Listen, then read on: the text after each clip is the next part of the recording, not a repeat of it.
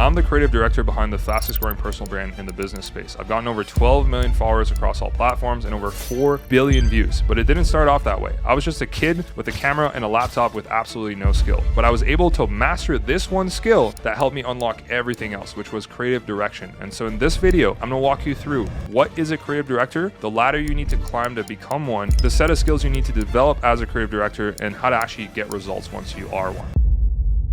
So first, let's break down what a creative director actually is, right? If we break it down to its core, right? 2 words, creative, director. Creative basically means generating ideas or generating media. And then director means managing projects, managing people, and managing departments. So all a creative director actually is someone who takes an idea and turns it into a project. Think about Christopher Nolan or Martin Scorsese. All these directors that are directing films, they are the person that are accountable for the outcome of the film. And they're able to take the creative and manage it into a project and put it into a timeline and have deadlines. And that's all a creative director actually is. A lot of people think that a creative director sits there and scrolls TikToks and finds the best ideas to go post on social media. But the truth is, creative directors are people who manage outcomes and projects. They're not the people coming up with the ideas. Yes, you need to have those skills, and we'll talk about that in a second, but understand that creative direction is not that much of a creative role. Most of the time, you're just managing people and projects. And so let's get into the ladder that you need to climb to become a creative director. Whether you're starting off at an organization that already has this in place, or you're starting off from scratch. You meet a guy that has a personal brand, he wants to grow it, and he hires you as a creative director. You have to build this organization, right? You have to climb this ladder. You have to become a director. But how do you start that? First, you need to be an individual contributor, someone who can actually drive outcomes by themselves. And that's the frontline workers, right? Think about if you go to war, those are the people on the front line. Then you have the managers, right? The managers are people who people report to. Ideally, as soon as possible in your creative director journey, you put yourself in a position where you can manage people, because that's the one skill that most creative directors need to build early on. And the last rung on the ladder is a director. And this is where you unlock more capabilities, more control. We'll get into the skills that you need to develop as a director, but just understand that that is the ladder you need to climb. You need to go from individual contributor to manager to then a director. So let's get into the set of skills that you need to master if you want to become a world-class creative director. The first one is high income creative skills. Whether it's video editing, videography, copywriting, ads, design, you need to have a high income skill that you have mastered because you've gone deep and developed this skill over 10,000 hours of execution, and then you unlock the ability to climb up the ladder. There's a lot of creative directors out there that don't have a ton of hard skills. And although I think you can be very successful not having any hard skills in creative direction, my advice as an older brother would be to ideally master a creative skill, right? I started off, as an example, as a video editor. That was my skill. And then I went into videography, and all those skills transferred into videography as well. Then I started writing some copy, which all the skills that I built as a video editor made me a better copywriter. Truly, at its core, a creative director should be able to do the work of the individual contributors, but they have the ability to step back and delegate those outcomes. When all the shit hits the fan, you have to be able to jump in, help the team, and be on the front line, even if you're sitting, in a director role. Which brings us to the second skill that you need to master as a creative director, which is data analytics, understanding how to read data. And this means having the ability to collect data, the ability to clean up data, and then the ability to make decisions based on that clean data. And the amount of creative directors that I've seen, just make decisions off of feelings actually makes me upset, because I'm a very data-driven person at our organization at Martell Media, and anytime anyone makes a decision, they need to present the data to me. Whenever I make a decision, I need to go look at the data. As an example, if you've been testing a new format and it got a ton of views, then you don't go look at how many followers you actually drove from that new format. That is going to be a problem, because then you're just going to chase views and not followers, and you need to know what data you're actually optimizing for. The idea here is to actually be able to go look at the data in those platforms, collect it, and then make decisions based on that data, because world-class creative directors are able to do data analytics. Which brings us to the next skill that you need to master as a creative director, which is project management. Like we talked about earlier, the definition of a creative director is managing ideas. And so if you can't manage projects, you are not going to be a great creative director. Half of my job as a creative director is to build Notion boards, build Kanban boards, realistic timelines on when we can achieve certain key targets. That is all a creative director does. Yes, you manage people. Yes, you have the hard skills. At the end of the day, you're just managing people and projects. And what that looks like is the boring work, right? It's the ability to actually take, an idea. Let's say we want to post 30 videos in the next 30 days. Well, most people would just look at that and say, all right, let's make a video today, instead of looking at the whole process on how we can execute on making those 30 videos over the next 30 days. Do we need to shoot once a week, twice a week? How many videos do we need to shoot in those sessions? What's the editing timeline after that? Is it 5 days, 6 days, 7 days? I believe really good process can actually increase performance whether you change the ideas or not. And so if you want to be a world-class creative director, you need to be able to manage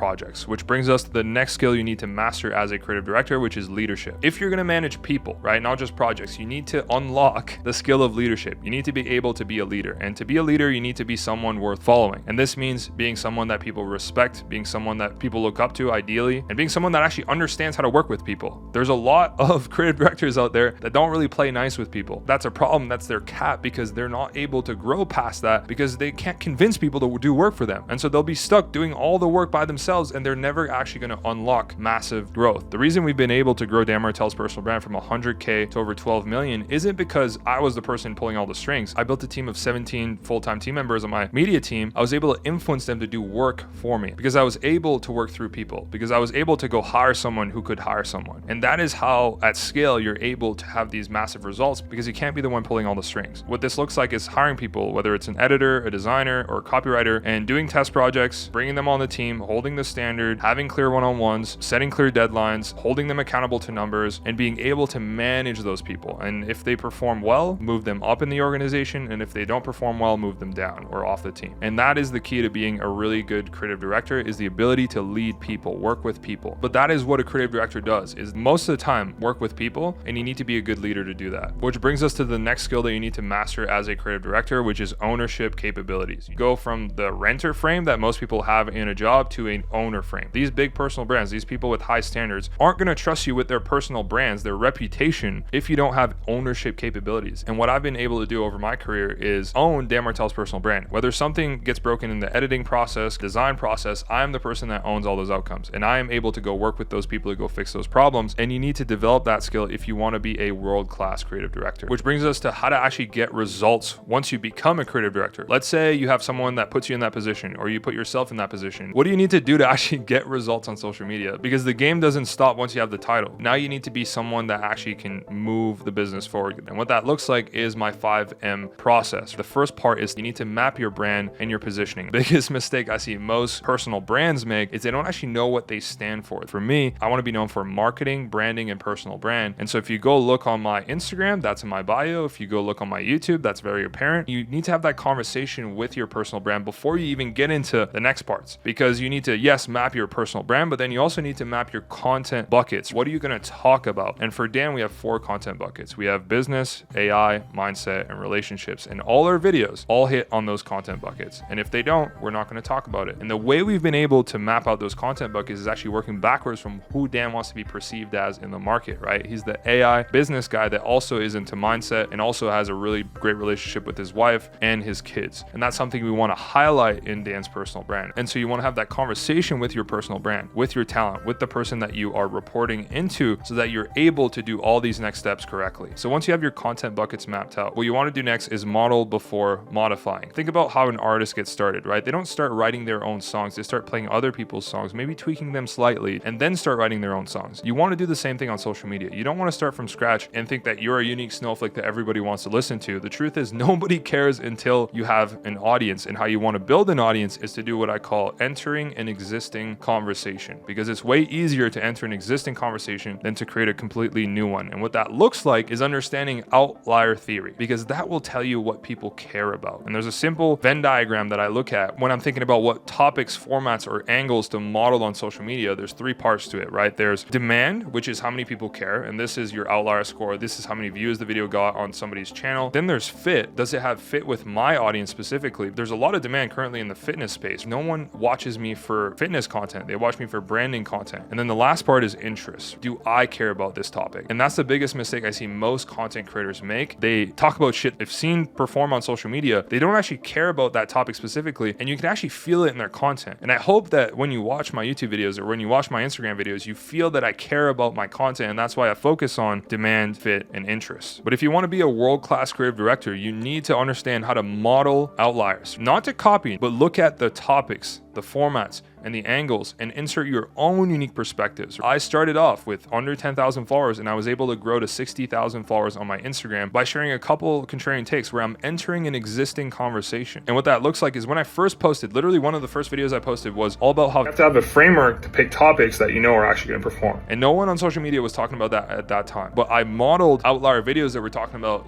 here's how to get more views and followers on social media. And then I took that topic of getting more views and followers on social media and then inserted my own own unique perspectives of what I think is most important on social media. And so I am validating demand by looking at other videos that are talking about, ways to grow on social media. I'm validating fit by understanding, this video actually serves my core audience, people that care about content creation. And then I'm validating interest. I'm asking myself, do I actually care about this content? And if I do, I'm going to go make that piece of content. Which brings us to the third M in your content creation process, which is make. Let's say you have all these ideas, ideally using my hook, explain, illustrate, teach framework. Now you have to go make your videos. And what that looks like is to record and direct. You are a creative director, not a creative manager. And part of your job is to, yes, direct the people on your team, but then also direct your talent. And so what this looks like is doing short form shoots and long form shoots. Short form shoots are literally just sitting down with 12 short form scripts, ideally using question-based prompting to get your talent to say the right things. I don't like giving people things to say. I don't like giving people teleprompters. Most of the people that you're going to work with are very talented at public speaking, are very talented business owners. And all they need is for you to ask them questions and lead them in the right direction. Which brings us to the fourth M to actually make the best content as a creative director, which is multiply. What this looks like is when you make a piece of content, whether it's a YouTube video, a short form video, or a LinkedIn post, you need to be able to repost. And if you watch my short form content, you've seen me say this 1,000 times, but you need to be able to understand what are the videos that are older than 60 days that have performed disproportionately better than the average video on your channel, and how can you repost those videos as often as possible. Then you need to understand how you can re-edit, change those videos slightly, and then be able to unlock another repost. And this goes for if you want to post on trial reels or on TikTok repeatedly, time and time again. Then you need to understand how to re-record content, right? If you have a topic that's performed really well on Instagram, you need to be able to re-record those videos, but don't change the topic. Let's say the topic of building a business with systems perform really well. Can you hit that topic from a different angle in a new shoot? And then the last R is to repurpose. You need to be able to repurpose your content across all platforms. If something performed well on Reels, you need to be able to move it over to TikTok, or if something performed well on TikTok, move it over to Facebook. And if something performed really well on a YouTube video, maybe transcribe it and turn it into an email. Because at the top, the best creative directors understand how to distribute content across all of the channels for someone's personal brand, so they're saying the same things on all the platforms, and topics that are performing the best get blasted everywhere. Which brings us to the fifth M of being a world-class creative director, which is measure. And what this looks like is understand daily reporting, right? Have your team or yourself report daily on the numbers, right, on all the platforms. Then have a weekly scorecard where your team or yourself drops all the numbers on a weekly basis, and you review those numbers on a meeting once a week. You need to go look at all the content you posted in the last month, and then look at the results from that content and do a monthly review with your team, and then quarterly planning. What are the different formats, angles, and topics that we need to test this quarter? Do we need to change our brand positioning? Do we need to change our content buckets? And those are the 5 M's to actually become a world-class creative director. Map your content buckets, model them, modify, make the content by recording and directing, multiply your content using distribution tactics, and then finally measure your content for the shit that actually matters, because you can only manage what you measure. And if you want my custom scorecard that I've built for Dan Martell's personal brand that I use for my personal brand, just find me on Instagram and message me the word scorecard and I'll send it over to you. Which brings us to the last thing I want to share with you. If you want to be a creative director that actually drives outcomes, it's probably going to be the hardest thing you've ever done in your life, because these people that have huge personal brands, they have high standards. And so you have to be the person that shows up and works really hard, that works the extra hours. And guess what? On the other side of you showing up, you're going to be introduced to opportunities that you wouldn't even think about were possible. The shit that's happened in my life in the last 2 years has been absolutely insane. And it's because I leaned into the hard and I showed up every day. If you want to learn how to grow a personal brand so fast that it kind of feels like cheating, watch this video here.